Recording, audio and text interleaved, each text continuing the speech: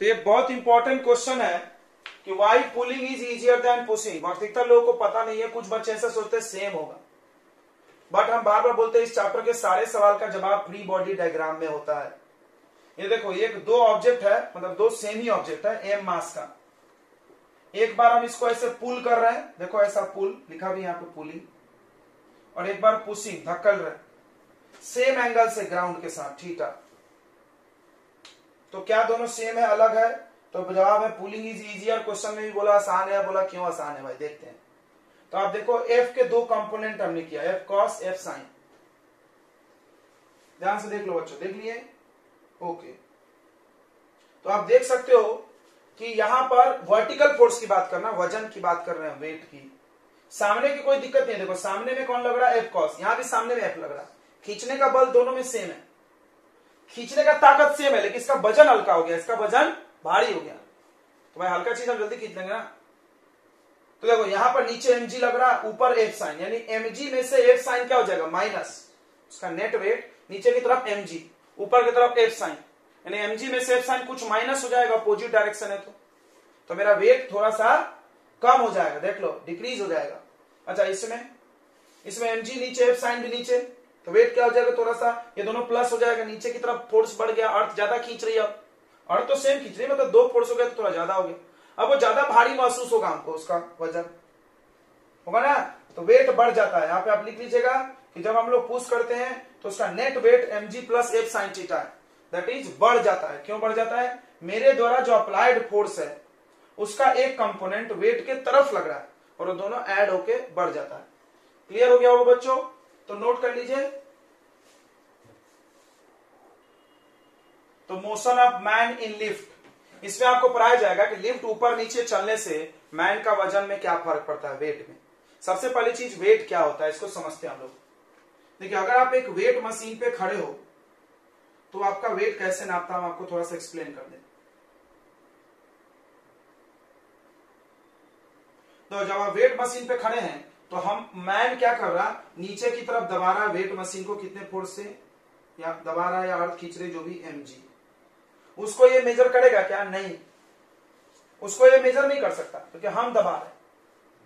ये कितना फोर्स लगा रहा है, तो जितना ये mg लगाएगा उतना ही ये ऊपर की तरफ क्या लगा रहा होगा? नॉर्मल रिएक्शन, और उसी को ये मेजर करता है। तो सबसे पहला कॉन्सेप्ट तो यही है, और तुमको पता होगा अगर ये रेस्ट में है, इफ ये वेट मशीन है, ये क्या है बच्चों? Weight machine.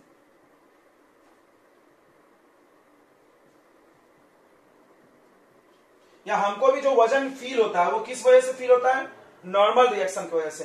हम अर्थ को दबा रहे हैं और अर्थ हमको दबा रही है, हमको जो अर्थ ऊपर धकेल रही है वही हमारा वजन महसूस कराता है। कैसे, नहीं समझना है मेरे को सर। तो मान लो तुम कहीं दलदल में गए या अचानक से कहीं खड़े हो, टूट के गिरने लगे, तो उस समय तुमको कैसा वजन महसूस होता है क्या? नहीं। क्यों नहीं हो रहा है? क्या तुम नीचे दबा नहीं रहे हो क्या फोर्स? तुम्हारा बॉडी दबा रही है क्या? लगा रही है यार फोर्स, अभी भी लग रही है, तभी तो हम नीचे गिर रहे हैं।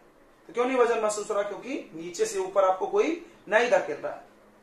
क्लियर हो रहा है बच्चों? तो सबसे पहली चीज याद ध्यान रखें कि हमारा जो वेट होता है वो एक्चुअली नॉर्मल रिएक्शन होता है, वेट mg नहीं होता है। mg में एक फोर्स है जो हम पे अर्थ लगाता है। mg क्या होता है? Force applied on any object by earth. और फ्री बॉडी डायग्राम में हम लोग वही फोर्स दिखाते हैं जो उस पर लग रहा हो, इसीलिए हम लोग mg बोलते चलते हैं। लेकिन एक्चुअली वेट क्या होता है कि हमारे को अर्थ ने खींचा, अर्थ ने हमको खींचा mg से, या सरफेस ने खींचा हमको mg से, और हमारा वो सरफेस ने हमको ऊपर धकेला, कितने से? n से। तो ये नॉर्मल रिएक्शन, ये हमारा वेट होता है। तो सबसे पहली चीज ध्यान रखें, the normal reaction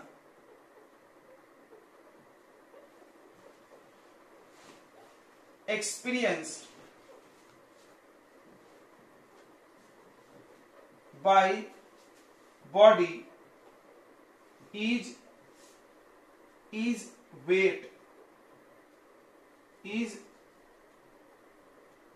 weight of object।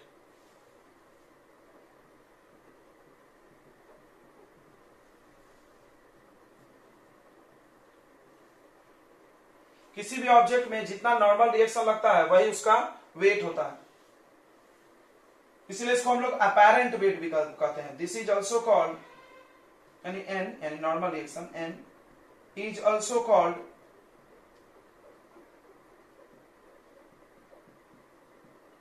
Apparent weight, काल्पनिक,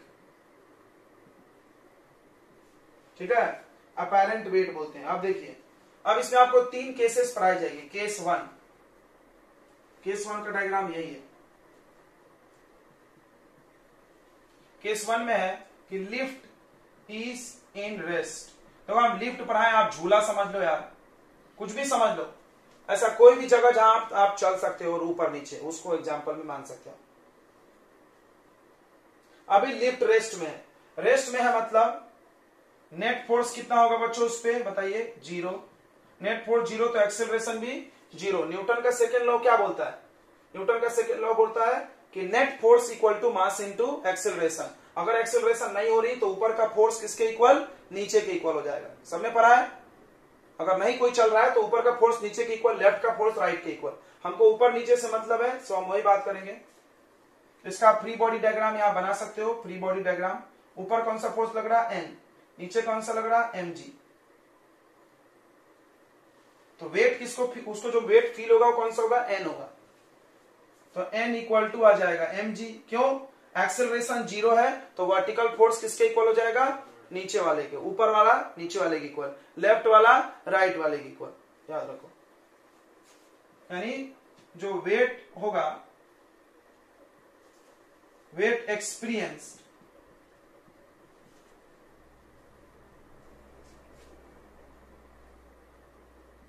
बाय मैन, ये मैन को जो वेट फील होगा विल बी एक्चुअल वेट, उसका एक्चुअल वजन होगा। समझ में आ रहा है ना? n इक्वल टू mg, मतलब जितना mg, जितने फोर्स से अर्थ ने खींचा उसी को वेट बोलते हैं हम लोग, वो उसके बराबर उसको फील भी होगा, यानी उसका हकीकत वाला भार उसको महसूस होगा। और रीडिंग में देखेगा वेट मशीन में तो उसको रीडिंग सही मिलेगी, वही जो है वो मिलेगी। क्लियर है? मान लो वेट मशीन पे ऐसे खड़ा हो गया, ओके। तो वेट मशीन भी किसको नापती है? नॉर्मल रिएक्शन को। अगर आप वेट मशीन पे को पैर में बांध के नीचे कूद जाओ तो वेट मशीन का गिरते समय रीडिंग कितना रहेगा? 0। समझ में आ रहा है? नहीं समझा? जैसे एक लड़के ने वेट मशीन पे खड़ा हो गया और कूद गए साथ में उसके, तो दोनों नीचे गिर रहे हैं साथ में, तो उस समय वेट मशीन का, अभी तो हम वेट मशीन में खड़े हैं ना, ये पैर में बांध लिए तो भी खड़े तो हैं अभी भी, फिर भी रीडिंग कितना दिखाएगा? वो 0 को। बोला क्यों? क्योंकि वेट मशीन क्या नापती है? तुम्हारी वेट नहीं नापती mg की तरफ, क्या नापती है? n। जब वो गिर रही है तो उसको नीचे से धकेलने वाला कोई नहीं है, नॉर्मल रिएक्शन नहीं है। ध्यान समझ जाओ। चलिए अब केस 2 की बात करते हैं हम लोग। इतनी बातें समझ में आ गई? When lift move upward, अब बच्चों, अब आपका लिफ्ट ऊपर जाने लगा,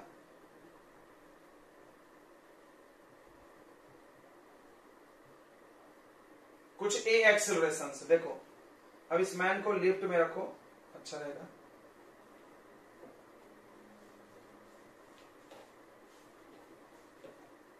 लिफ्ट एट रेस्ट, यहां पर लिफ्ट रेस्ट में था, एक्सेलरेशन कितना था? 0।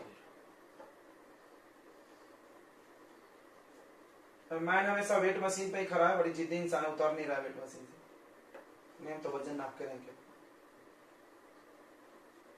ये मैन है, नीचे की तरफ कौन सा फोर्स है बच्चों? हमेशा की तरह mg। इस मैन का, मैन को अर्थ खींच रही, अच्छा। मैन पे ऊपर की तरफ कौन फोर्स लगा रहा है? ये नॉर्मल रिएक्शन। अब ये लिफ्ट जा रही है, कितने एक्सेलरेशन से? a, ऊपर।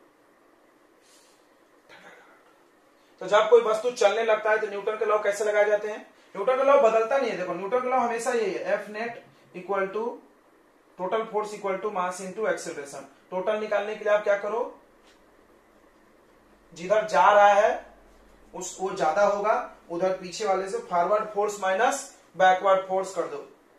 समझा? मान लो यहां भी कर सकते, देखो n minus mg equal to mass into acceleration कितना? 0। यहां पर भी लगाते यही तो 0 आता, फिर ये 0 हो जाता, फिर ये उठ के इधर चला जाता। यही आता कि नहीं आता?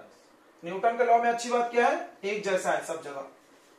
बट हम लोग अपने सुविधा के लिए इजी करने के लिए बच्चों को ऐसा बताते हैं कि चल नहीं रहा तो डायरेक्ट ऊपर वाला किसके इक्वल, नीचे वाले के। सोचो कोई चीज नहीं चल रहा है, कब नहीं चल रहा होगा, जितना ऊपर खींच रहे उतना नीचे भी, तभी तो बराबर है तो नहीं चल रहा। मान लो ज्यादा रहता तो ज्यादा खींच देते तो ऊपर चल जाता, नीचे ज्यादा खींचे नीचे दब जाता हो। कोई भी चीज चलता कब है, जब एक तरफ का फोर्स ज्यादा और दूसरे तरफ का कम हो। अगर दोनों बराबर है तो नहीं चलेगा। ये देखो नहीं चल रहा था, ओके अभी देखो अभी चल रहा है। तो अभी न्यूटन का लॉ लगाइए आप। फ्री बॉडी डायग्राम बनाना है तो बना लीजिए, नहीं तो यहां तो दिख ही रहा है। जा रहा है ऊपर तो ज्यादा कौन होगा, ऊपर वाला n, कम कौन होगा mg, इज इक्वल टू क्या, मास इंटू एक्सिलरेशन। मैन का मास m है। अब n इक्वल टू, n चाहिए आपको, n क्या है आपका, वेट मशीन कौन दिखाएगा, n। यहां लिखा था हमने, normal reaction experienced by the object is its weight.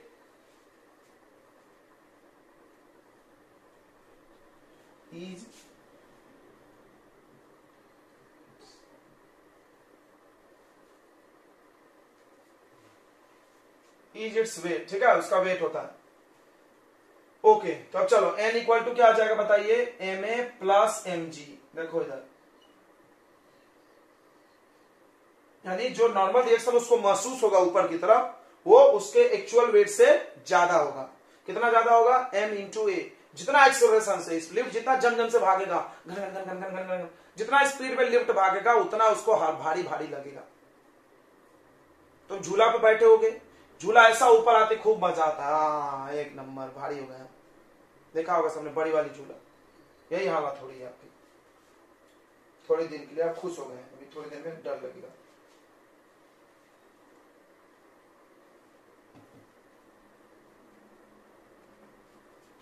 तो वेट ऑफ मैन जो होगा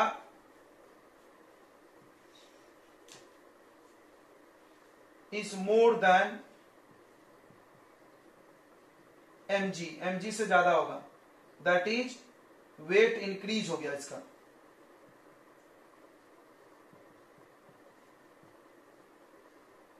वेट क्या हो गया बच्चों, इंक्रीज हो गया। ओके, ऊपर जाने से, जब लिफ्ट ऊपर जा रही है तो उसका वजन बढ़ गया। अच्छा तीसरा केस, लिफ्ट नीचे भी आ सकती है, ऐसा थोड़ी एक लिफ्ट में ऊपर जाने की बटन से। तीसरा, यही लिफ्ट नीचे आ रही है,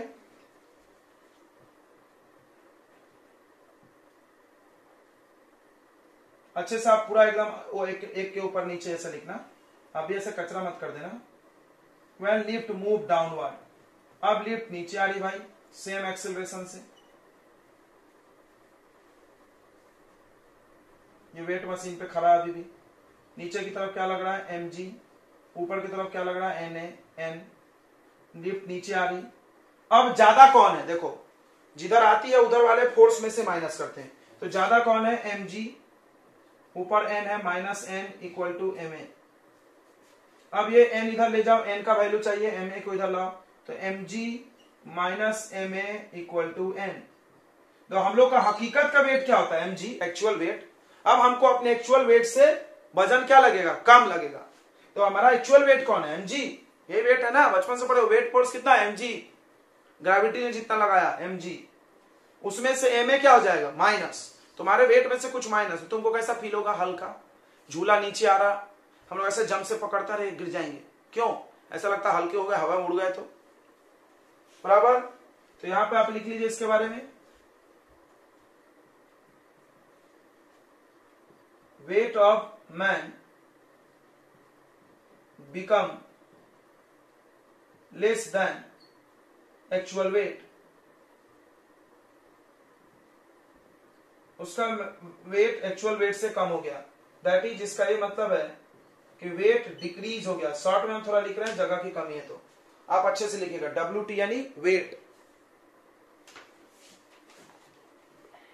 when rope of lift breaks, टूट जाता है, कोई कारण से टूट गया है, किसी ने दुष्ट ने काट दिया, ऐसा भी हो सकता है काट दिया हो, दुश्मनी थी, जान मारना। तो अभी ये वेट मशीन पे खड़ा है बेचारा, वजन नापने के चक्कर में अभी कहीं का रहेगा नहीं नापने लायक, चोट लगने वाली इसको चमच के। देखो बच्चों इधर, अब क्या होगा, अभी भी नीचे की तरफ mg लग रहा है, ठीक है, क्यों, इसको पृथ्वी खींच रही है, और ऊपर की तरफ नॉर्मल रिएक्शन लग रहा है, अच्छा वो तो लग ही रहा है, बट अब जो ये गिर रहा है वो इसका एक्सेलरेशन g के बराबर हो गया, फ्री फॉल हो गया। अगर रोप ब्रेक हो गया then lift become free fall, lift free fall हो जाएगा। एक्सीलरेशन जो लिफ्ट का होगा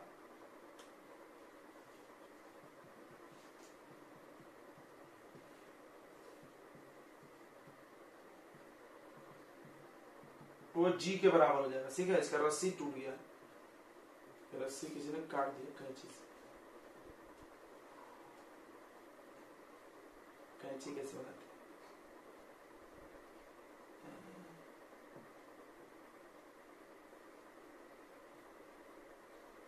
ये किसी ने काट दिया कैंची, कच्च।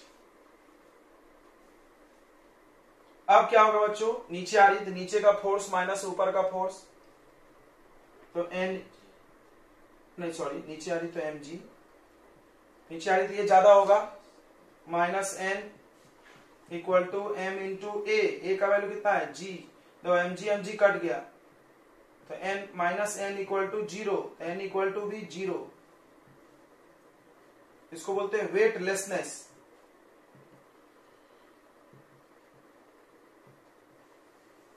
मतलब इंसान को लगेगा अब हम हल्के हो गए, भारी जीरो वजन हो गया, तो man feel it's weightlessness,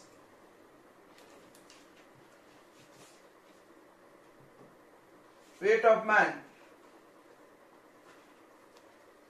become zero. इस कंडीशन को वेटलेसनेस, जैसे अंतरिक्ष में जाके कोई हवा में फील करता है कि हम उड़ रहे हैं, वैसा उसको फील होगा कि वजन ही खत्म हो गया उसका, जीरो वजन हो गया। तो कितना वेइंग मशीन कितना रीडिंग दिखाएगा उस समय, जीरो।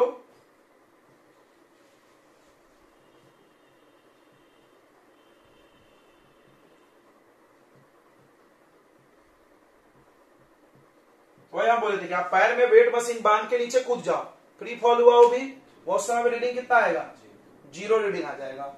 अब इसमें चौथा पांचवा केस आता है कि अगर if acceleration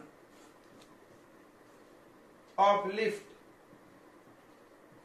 is greater than d, greater than g, कोई बोला ऐसा कैसे संभव है, बिल्कुल संभव है यार, अर्थ 9.8 से खींचती है, आप 10 से खींच लो, 10.5 एक्सेलरेट कर दो, खींच लिया हम कुछ मशीन से सरसरा के। अब ये जो एक्सेलरेशन नीचे लग रही है वो ग्रेटर है जी से, ध्यान से समझना। अभी मैन की क्या हालत होगी, मौत, ये ऊपर नहीं जाएगा, लिफ्ट आके इसको ठोक दे, वो वही रहेगा, पता भी नहीं चलेगा। तो मैन का वजन कितना है, नीचे की तरफ अर्थ कितना खींच रहा है इसको, mg, और इसको जमीन कितना धकेल रही, लिफ्ट का n। सोचना मैन कितने फोर्स से गिरना चाह रहा है, mg, मैन कितने एक्सेलरेट हो रही, g 9.8, और लिफ्ट कितना हो रही 10, क्या होगा सोचो, लिफ्ट जल्दी नीचे आएगी तुमसे, तुम्हारा लिफ्ट के छत आके तुम्हारे मुंडी का डम से मारेगी, बूट गया माथा, नहीं समझा सर, अरे यार एक्सेलरेट मतलब क्या होता है, इंक्रीज द वेलोसिटी। ये 9.8 से नीचे गिर रही है, सोचो हम 9.8 से गिर रहे हैं, और ऊपर से कोई चीज आए गिरते हुए 20 से, अगर ठक से ठोक देगा नहीं क्या तुमको, क्योंकि ज्यादा तेजी से आ रहा है ना तुमसे, वही होगा। तो कोई सोचता है कि मैन उड़ के लिफ्ट पे टकरा गया, गलत, मैन उधर ही है, लिफ्ट आके उसको ठोक दी, समझ में आया कि नहीं आया, उसका सर फट जाएगा, मर जाएगा बेचारा अगर ऐसा होगा तो। और यहां पे क्या हो रहा है, मैन भी गिर रहा 9.8 से, लिफ्ट भी गिर रही 9.8 से, दोनों ऐसा सेम स्पीड से गिर रहे हैं। क्लियर हो रहा है ना अंतर, दो यहां पर यहां पर भी फॉर्मूला लगाओ, नीचे आ रहा तो mg minus N equal to ma, यहां पे n निकालो, mg minus ma equal to n। थोड़ा ध्यान देना, इसको फील करो, जो a है वो ज्यादा है, तो ये ज्यादा माइनस कम, तो ये n का वैल्यू कितना आ जाएगा, निगेटिव, कोई भी फोर्स निगेटिव हो जाए, एन मतलब वजन जो उसको फील हो रहा है वो निगेटिव हो गया, निगेटिव मतलब अपोजिट डायरेक्शन, समझ में आ गया, मतलब उसका वजन निगेटिव होगा, मतलब ये हवा में उड़ने लगेगा, समझो तुमको ऐसा लगेगा, बट तुम उड़ तो नहीं रहे हो, बट तुमको लगेगा, फील होगा, क्यों, हम लिफ्ट छोड़ देंगे, लिफ्ट क्या तुमसे तेजी से नीचे गिर रही है, तुम्हारा पैर से छोड़ के निकल लेगी वो, आप गिर रहे हैं 9.8 से, आप दोनों 9.8 से गिर रहे हैं तो साथ में गिरोगे, अब आप चिपके तो हो नहीं इसमें फेविकॉल से, अब ये गिर रहा है 10 से तो तुमसे अलग हो जाएगा ना, तुम हवा में होगा, ये लो अंतरिक्ष का मजा लो, पृथ्वी पर ही अंतरिक्ष का मजा लो, क्लियर है। चलो लिख लो यहां पे,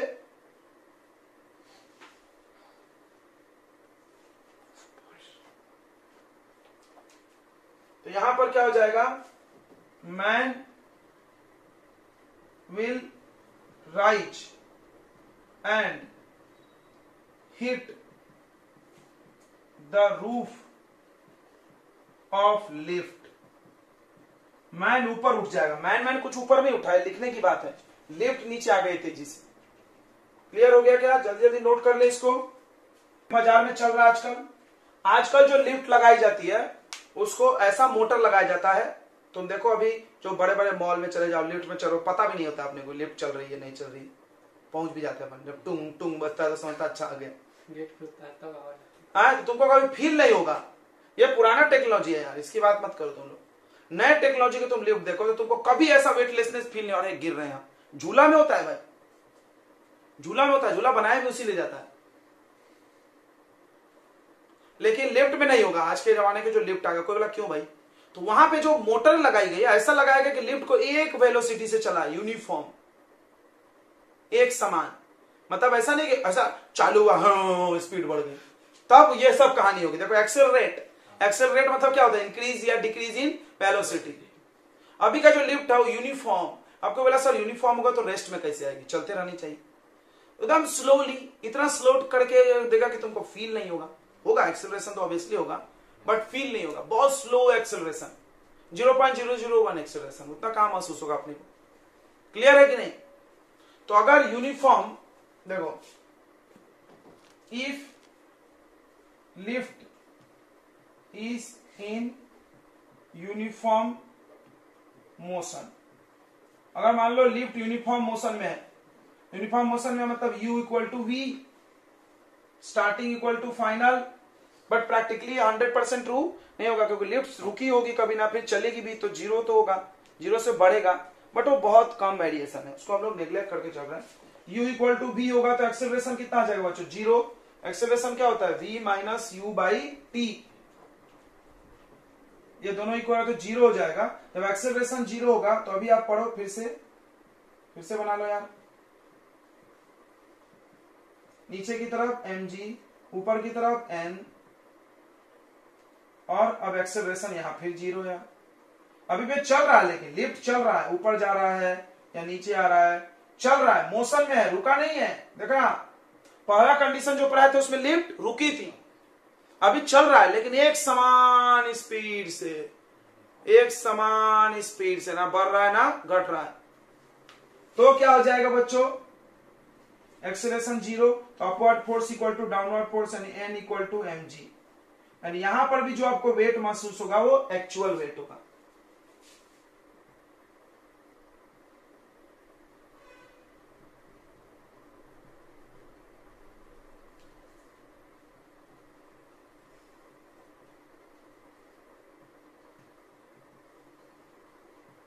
चलिए नोट कर लीजिए जल्दी जल्दी, ये सारी बातें हो गई, तो बच्चों अभी तो फ्रिक्शन मतलब घर्षण होता है, फ्रिक्शन का मतलब क्या है, फ्रिक्शन एक फोर्स है, सबसे पहली चीज याद रखो, एक फोर्स है, एक्सटर्नल फोर्स, एक्सटर्नल बाहर से लगता है,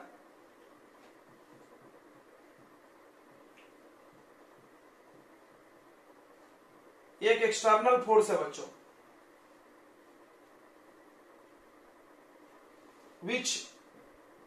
विच अपोजेस, जो अपोज करता है, और ट्राई टू अपोज या कोशिश करता है, द रिलेटिव मोशन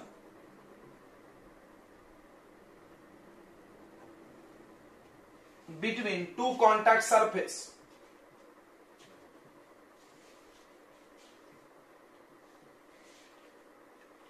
समझ में आ रहा होगा। जैसे दो सरफेस ऐसे टच में है, इन दोनों में से कोई भी चले, या तो ये चले या तो ये चले या दोनों चले, लेकिन अलग अलग स्पीड से चले। मतलब इन दोनों के सरफेस के बीच में क्या होना चाहिए, मोशन, रिलेटिव मोशन। मतलब इसके तुलना में वो चलते हुए दिखना चाहिए या उसके तुलना में ये चलते हुए दिखना चाहिए। कोई जरूर नहीं कि यही चलेगा तो फ्रिक्शन होगा, सरफेस चलेगा तो भी होगा। इसको समझने के लिए आप एग्जांपल लो दो सरफेस का। देखो ऐसा एक छोटा सा डब्बा है और एक बड़ा डब्बा, दोनों को ऐसे हमने रख दिया एक के ऊपर एक।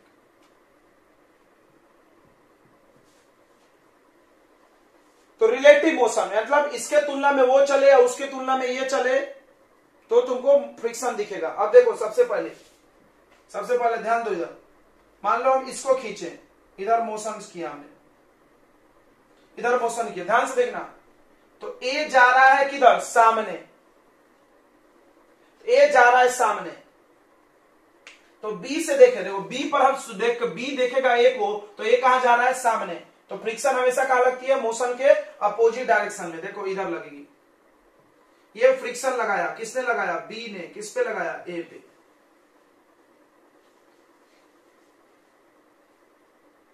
क्यों लगाया, क्योंकि बी को दिखा ए सामने जाते हुए। अब सुनना, अब आप ए पे बैठ जाओ, सोचो चल तो रहा है ए, लेकिन ए पे बैठ जाओ। अब सोचो जैसे कार में आप जा रहे हो, कार आगे जा रही है, लेकिन आप देखोगे तो लोग पीछे जाते हुए दिखते हैं।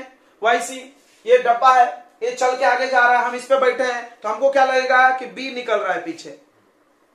रिलेटिव मोशन, देखो कोई भी चलना चाहिए भाई, तुलना करना है तुमको। हम ए पे बैठे हैं, हमको दिखेगा बी पीछे खिसक रही है, ए आगे बढ़ रही है, हम ए के साथ साथ आगे बढ़ रहे हैं, हमको दिखेगा बी पीछे जा रहा है। तो जब बी पीछे जा रहा है तो बी पे मोशन के विपरीत दिशा में फ्रिक्शन ए लगाएगा, किधर, इधर। The friction applied by A on B, friction applied by on, अरे रे एक सेकेंड, कौन जा रहा है, बी जा रहा है पीछे जाते हुए, तो फ्रिक्शन लगेगा, किस पे लगेगा, ए पर लगेगा, किसके द्वारा, sorry, friction applied by A on B, A ने लगाया किस पे, बी पे। यहां पर किसने लगाया था, बी ने, किस पे, ए पे। क्लियर है बच्चों।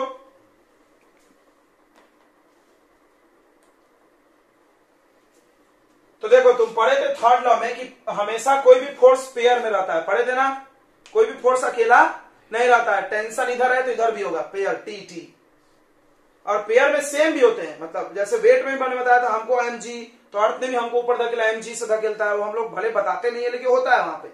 यहां पर भी देखो दोनों पेयर है, एक्शन रिएक्शन। देखो दो अलग अलग ऑब्जेक्ट पे लग रहा है, अपोजिट भी है। देखो ये लग रहा है रिएक्शन, ये एक्शन, ये ए पे लग रहा है, ये बी पे लग रहा है।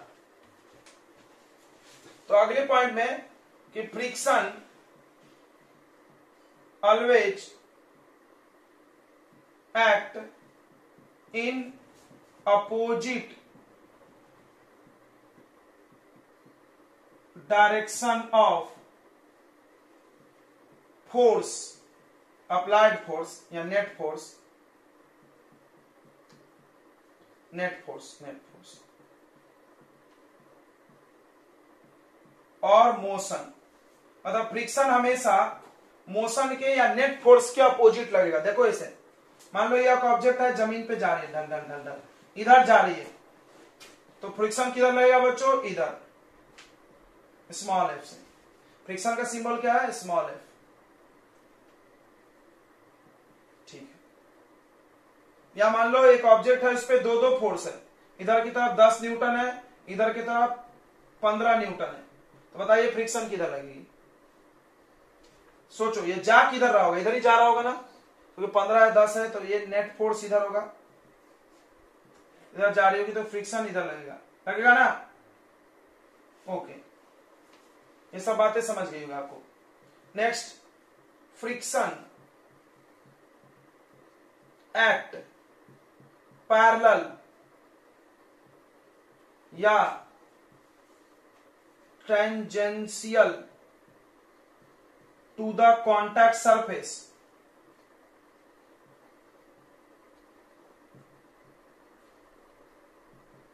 मतलब फ्रिक्शन जो लगता है वो दोनों सरफेस जो टच में है उसके पैरेलल, जो ये पहला सरफेस है और ये दूसरा सरफेस है, ध्यान से देखना। देखो कलर पेन है यूज करते हैं।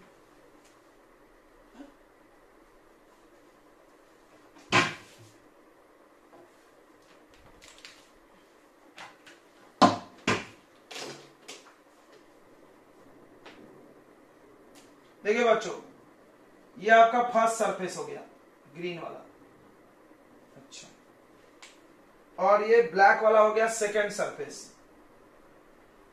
थोड़ा हम गैप बना दिए बट टच में रहना चाहिए। तो इन दोनों के पैरेलल, सोचो ऐसे दो लाइन है, पैरेलल इधर ही होगी ना, तो इन दोनों के पैरेलल लगेगी, देखो फ्रिक्शन ऐसे। या टेंजेंशियल। अब टेंजेंशियल क्या लॉजिक है, देखो मान लो कोई गोल सरफेस है, अब यहां पर एक डब्बा आगे की तरफ ऐसे बढ़ रहा है,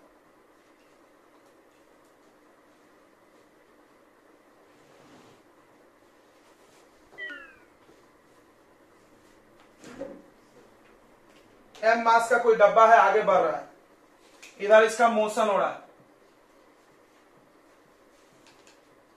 तो अब फ्रिक्शन देखो, ये गोल सरफेस है, अब गोल पे कैसे बनाए भाई, तो टेंजेंट बना लो इधर, ये फ्रिक्शन हो गया, दिख रहा है टेंजेंट, ओके। या आप ऐसा देखो, इंक्लाइंड सरफेस है,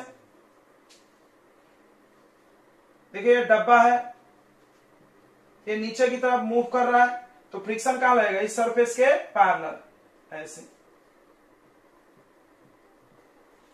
क्लियर हो गया बच्चों। तो यह है फ्रिक्शन का डायरेक्शन, कैसे बनाओगे, फ्रिक्शन कैसे बनाया जाता है, किस दिशा में लगती है, कैसे दिखाना है, ओके। अब आता वैल्यू कितना है फ्रिक्शन का, उसकी बात करते हैं, पहले ये सब समझ लें। फ्रिक्शन समझ में आ गया सबको। यहाँ पर F A B, F B A क्या हम लिख दे, F B A. F B A क्या है, फ्रिक्शन। एफ बी ए क्या है बच्चों, एफ बी आप ले लो, फ्रिक्शन। बताओ, इधर मोशन था, फ्रिक्शन ऑन, ऑन पहले लिया जाता है, इसको ए बी कर ले क्या, और इसको बी ए। फ्रिक्शन ऑन किस पे, ए बाई बी, ए पर लग रहा फ्रिक्शन, किसके द्वारा, बी के द्वारा। क्यों, क्योंकि ए जा रहा था इधर, ए जा रहा था इधर, तो फ्रिक्शन तो लगेगा भाई, जो ऑब्जेक्ट ऊपर आगे जाता है उस पे पीछे फ्रिक्शन लगता है। एफ ए बी होगा ना, अच्छा एफ बी ए, ये क्या हो गया बताइए, फ्रिक्शन ऑन बी बाई ए। कोई बोला दो क्यों लिए, क्योंकि रिलेटिव मोशन की बात किया हमने, इसके तुलना में ये चल रहा है, इसके तुलना में ये चल रहा है। क्लियर है, सबको समझ में आ रहा है ना। चलिए तो इतना नोट कर लीजिए आप जल्दी से फ्रिक्शन के बारे में, टाइप्स ऑफ फ्रिक्शन की।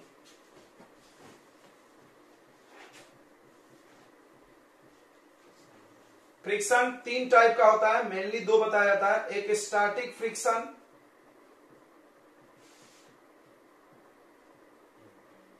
दूसरा काइनेटिक फ्रिक्शन। काइनेटिक यानी डायनेमिक भी इसको कोई कोई बोलता है,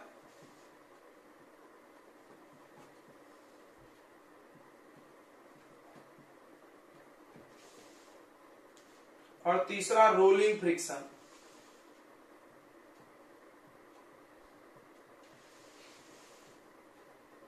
चलिए, स्टैटिक फ्रिक्शन किसको बोलते हैं, जब ऑब्जेक्ट रेस्ट में रहे। स्टैटिक फ्रिक्शन, जब ऑब्जेक्ट रेस्ट में है तो फ्रिक्शन लग रहा है, तो उसको स्टैटिक बोलते हैं। काइनेटिक फ्रिक्शन, पहले हम लोग काइनेटिक पढ़ेंगे, ठीक है, पहले काइनेटिक पढ़ेंगे क्योंकि ये फिक्स होता है।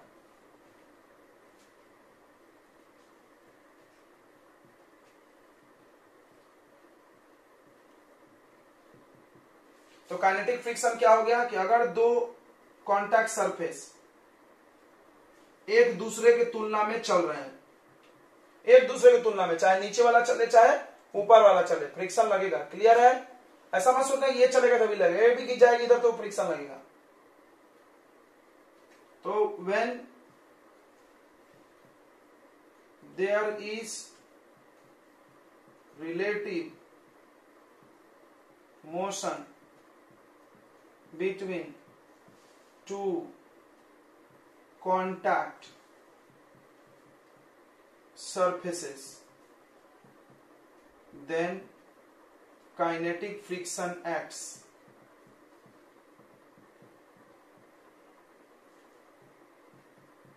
नेक्स्ट पॉइंट, कुछ बातें आप सुन लो फिर हम लोग इसको लिखेंगे. It is constant for given surface. मतलब कोई भी सरफेस अगर दिया, मान लो ये टाइल्स है, टाइल्स पे हम लाके तुमको खींचे, टाइल्स पे लाके हम टेबल खींचे, टाइल्स पे लाके हम चेयर खींचे, सबका काइनेटिक फ्रिक्शन सेम होगा. मतलब जिस वस्तु को आप खींच रहे हो उससे हमको कोई मतलब नहीं है,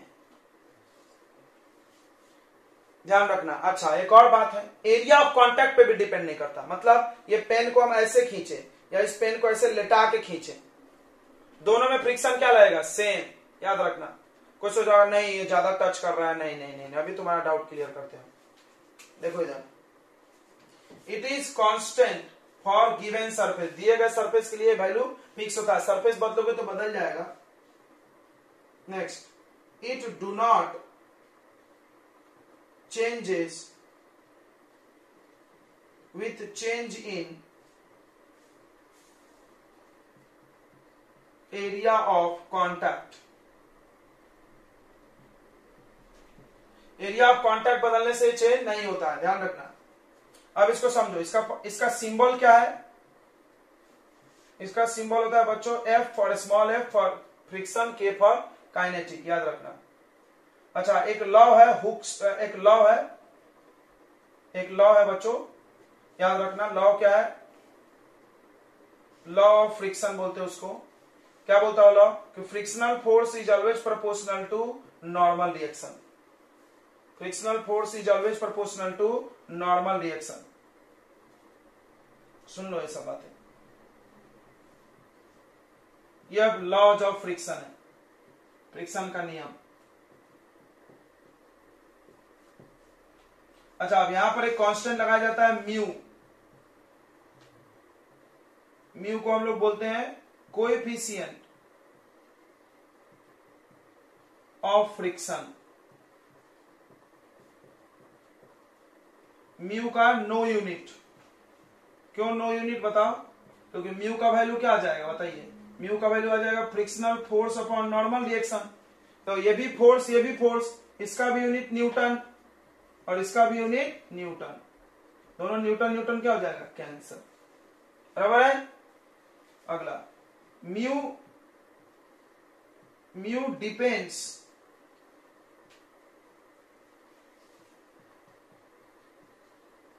on the roughness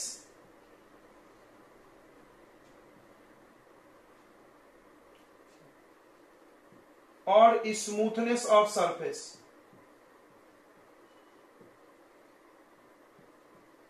मतलब म्यू का वैल्यू चेंज होता है. म्यू चेंज होने से फ्रिक्शन चेंज होता है, याद रखो. अब चलो, एन क्या है तुमको पता ही होगा. अब यहां पे देखो फ्रिक्शन कितना होगा. ये कोई भी फ्रिक्शन के लिए लिखा, not for kinetic, any friction, F लिखा हमने. तो फार्मूला ऑफ काइनेटिक फ्रिक्शन आपको मिल गया.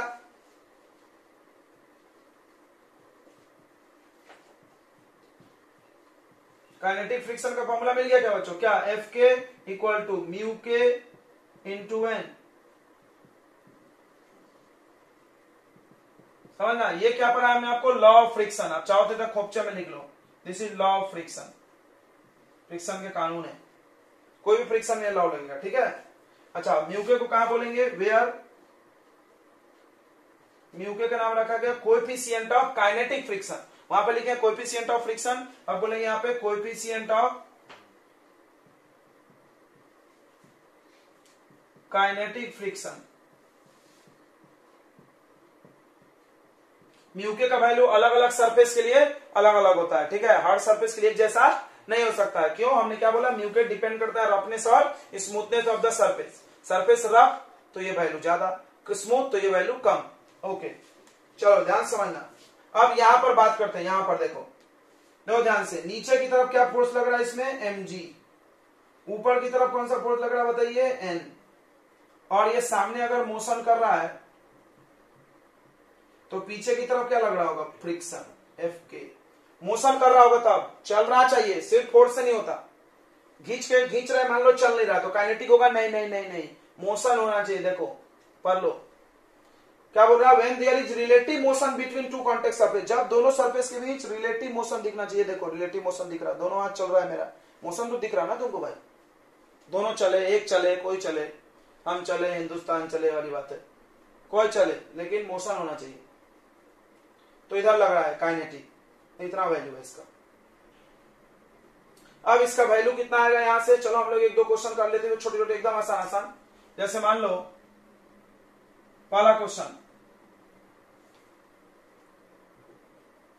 तो इसको सरफेस पर रखे हैं, m मास है, find kinetic friction, kinetic friction बताओ, तो देखो ऊपर की तरफ क्या लगेगा बच्चों, n, नीचे की तरफ क्या लगेगा, mg, ये इधर मोशन कर रहा है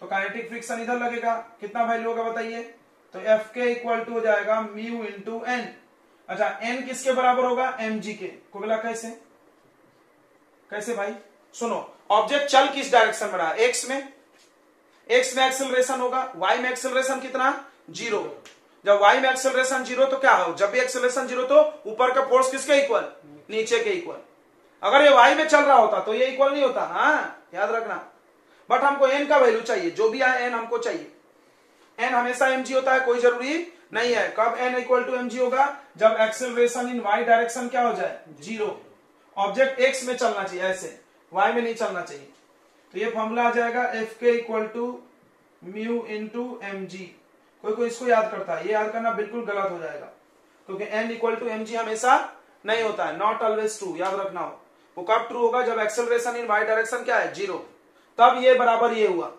नहीं तो फिर अगर ऐसे चलता तो forward force minus backward force equal to mass into acceleration करना पड़ता है ना। चलिए तो आपको समझ रहा होगा काइनेटिक फ्रिक्शन कैसे निकालेंगे, नोट कर लिए इतना, एक सरफेस पर रखा है, इस सरफेस का जो कोफिशिएंट ऑफ फ्रिक्शन है वो बच्चों म्यू के है 0.2, सबसे पहला चीज पूछा है कि ऑब्जेक्ट मोशन में है कि नहीं, is object is moving, sorry is object moving, कोई बोला ऐसा क्यों पूछ दिया सर, भाई साहब कोई जरूरी नहीं कि 10 न्यूटन फोर्स लगाने को चल ही जाएगा, जैसे मान लो ये बोर्ड है, अभी हम इसको फोर्स लगाए 1 न्यूटन, चल रहा है क्या, नहीं, क्यों नहीं चल रहा, क्योंकि इसके पीछे जो फ्रिक्शन लग रहा है वो उसको रोका हुआ है, अगर हमारा फोर्स पीछे लगने वाले फ्रिक्शन से क्या होगा, ज्यादा, जब वो चलेगा, नहीं तो नहीं चलेगा, पहली बात, ठीक है। अगर चल रहा है तो फाइंड एक्सेलरेशन, नहीं भी चल रहा है तो एक्सेलरेशन 0 बोल देना, एक्सेलरेशन तो फाइंड करना ही पड़ेगा दोनों केस में, मान लो नहीं चल रहा है तो हम 0 बोल देंगे, चल रहा होगा तो निकालेंगे, total force equal to mass into acceleration करके। चलिए तो चल रहा है कि नहीं चल रहा है डिसाइड होगा फ्रिक्शन से, तो इस पे बच्चों फ्रिक्शन लगेगा, हम अलग कलर पेन यूज कर रहे हैं आपके लिए, तो इस पे सबसे पहली बात है इधर फ्रिक्शन लगेगा जो इसको रोक सकता है, तो फ्रिक्शन कितना होगा बताइए, अच्छा ऊपर की तरफ कौन सा फोर्स लग रहा होगा, नॉर्मल रिएक्शन, नीचे की तरफ क्या लग रहा होगा, mg, ये सब आप बना लेना, अभी 2 कलर का पेन रखिए, अच्छा रहता है डायग्राम में कचरा करने के लिए, नहीं तो क्या होगा अलग कलर से पेन से कचरा करोगे तो दिक्कत हो जाएगा, मतलब सेम कलर से अच्छा दिखेगा नहीं, ठीक है। अब चलने के लिए फ्रिक्शन फोर्स ज्यादा होना चाहिए, चलिए फ्रिक्शन निकालते हैं, F equal to mu, F के इक्वल टू म्यू के इंटू एन, अच्छा n equal to M G, n equal to M G, क्यों ऊपर उड़ नहीं रहा है, क्लियर है, बार बार m equal to M G लिख मत देना, डायरेक्ट यहां पर देख करके लिखना। चलो निकालते हैं, म्यू के कितना है 0.2, मास कितना है बच्चों 4 kg, और g का वैल्यू 10, यानी आ गया 2/10 इंटू 4 इंटू 10, 10 से 10 कट, 4 2 जा 8 न्यूटन, यानी पीछे की तरफ 8 न्यूटन फोर्स लग रहा, बताओ ये चलेगी कि नहीं चलेगी? चलेगी ना? चलेगी। That is object is in motion. कोई बोला क्यों? बिकॉज अप्लाइड फोर्स, जो फोर्स लगा रहे हैं वो ज्यादा है, किससे? फ्रिक्शन से।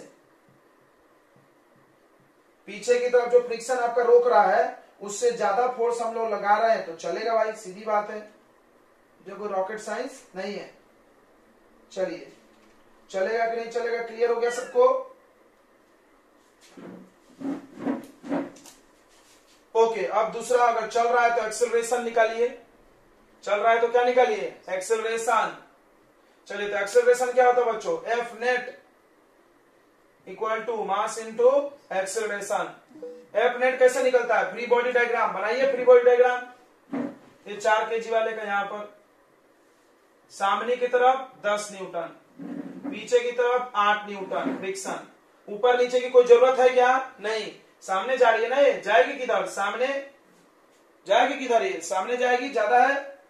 ऊपर नीचे वाले फोर्स की कोई जरूरत नहीं है, तो कैसे करेंगे? Forward force minus backward force, 10 newton minus 8 newton equal to M, यानी 4 इंटू ए। ये कितना आ रहा है? 2 इक्वल टू 4a। तो ये कितना आ गया? 1/2। समझा ना? एक्सेलरेशन कितना आ गया बच्चों? 0.5। चलो, तो ये क्वेश्चन है। नेक्स्ट क्वेश्चन देखो, एक और थोड़ा सा चेंज कर लेते हैं हम लोग, थोड़ा सा चेंज कर लेते हैं। क्यों चेंज जरूरी है? देखो, कुछ बच्चे ऐसा याद करके पेपर में चल जाते हैं कि एफ इक्वल टू म्यू के इंटू एन, के जगह एन के जगह एम जी डालना है। कुछ बच्चे ऐसा रट जाते हैं एन के जगह एम जी, तो अब गलत, अभी देखना गलत हो जाएगा। तो इस क्वेश्चन में एन एम जी के बराबर नहीं होगा। ऐसे हम खींच रहे हैं, एफ फोर्स लगा रहे हैं, ठीक है। एफ का वैल्यू 10 न्यूटन, यही सेम फोर्स, और 4 kg वजन है। कितने एंगल से लगा रहे हैं बच्चों? हम 10√3 ले लेते हैं, और ये 30 डिग्री से। फाइंड करो, पहला एन नॉर्मल रिएक्शन, दूसरा एफ के, और तीसरा एक्सेलरेशन। चलिए करके बताइए बच्चों, जल्दी से थोड़ा करके बताइए।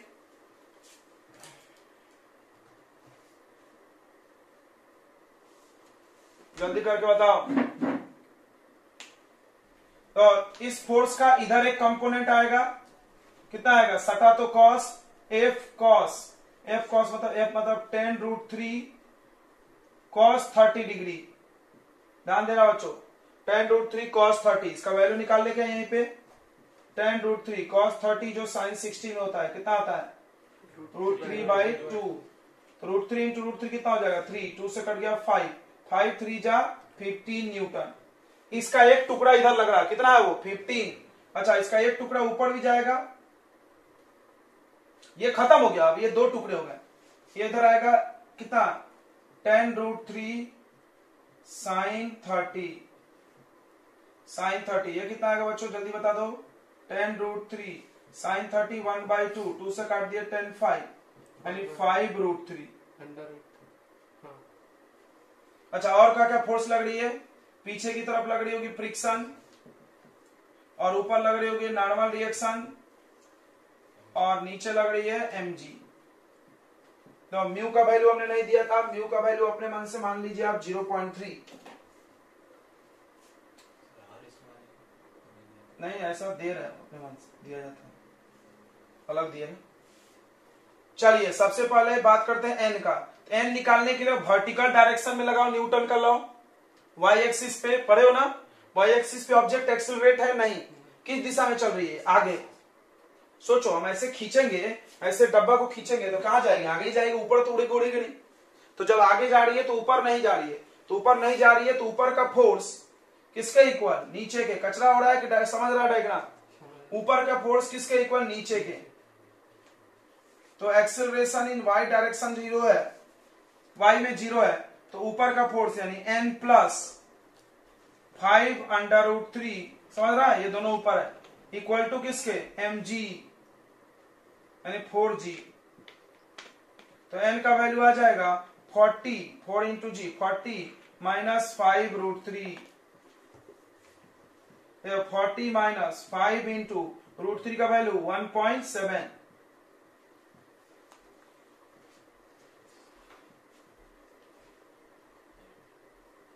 कितना आ रहा है माइनस करके बताइए। 41.5।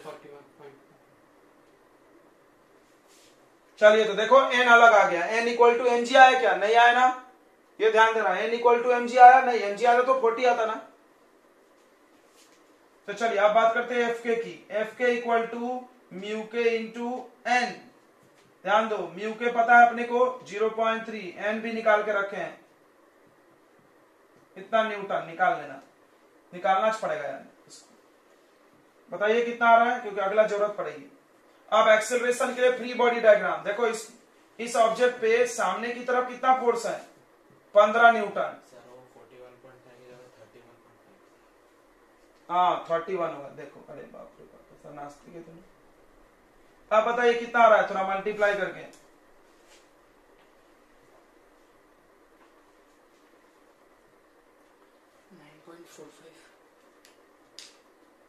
9.45 न्यूटन। ओके, तो पीछे लग रहा है 9.45 न्यूटन, और ऑब्जेक्ट जाएगी किधर? सामने, सामने जा रही है, जाएगी ना। 15 9 है तो बताइए क्या करेंगे? फॉरवर्ड फोर्स यानी 15 माइनस 9.4 इक्वल टू मास यानी 4 इंटू एक्सेलरेशन। ये माइनस करिए, 0.6 तो पहले आएगा ही आएगा। अब ये हो गया 14, 14 में से 9 गया, कितना बचेगा? 5।